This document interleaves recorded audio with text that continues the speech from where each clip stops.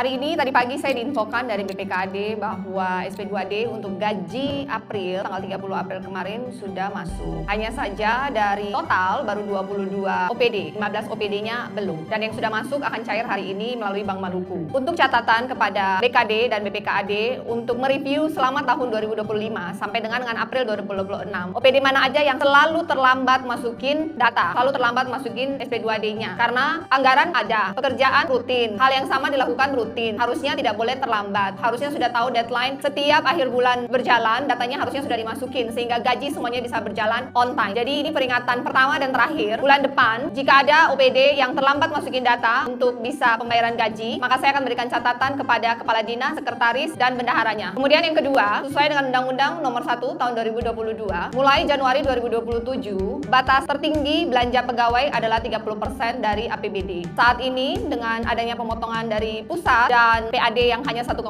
triliun sehingga total APBD kita hanya 2,7 triliun sekian dan total belanja pegawai kita 1,2 triliun membuat percentage kita itu di angka 35%. Jika PAD di 2026 ini tidak mencapai di angka 1,5 triliun, maka ada kemungkinan di tahun 2027 seluruh ASN Provinsi Maluku Utara tidak dapat TPP. Kalau tidak mau, dibutuhkan kerjasama kita ini satu kapal besar, tidak bisa saya dan Pak Sarbin saja yang bekerja, tidak bisa hanya Bapenda yang bekerja. Dalam PAD itu ada 7 kategori dan semua tentang pajak dan retribusi. Dibutuhkan kerjasama baik untuk semua OPD terkait. Duduk bersama, mencari solusi bersama untuk kesejahteraan Bapak Ibu ASN di 2027. Jika PAD Provinsi Maluku Utara tahun ini capai di angka 1,5 triliun, maka di tahun 2027 kita tidak ada masalah dengan TPP, dengan perampingan kita bisa berjalan seperti ini. Semua bisa aman bulanannya, keluarga dan bulanannya aman. Untuk itu semua harus duduk bersama, mengesampingkan ego OPD masing-masing, menjadi problem solver di lapangan, berpikir out of the box bagaimana PAD dari 1,2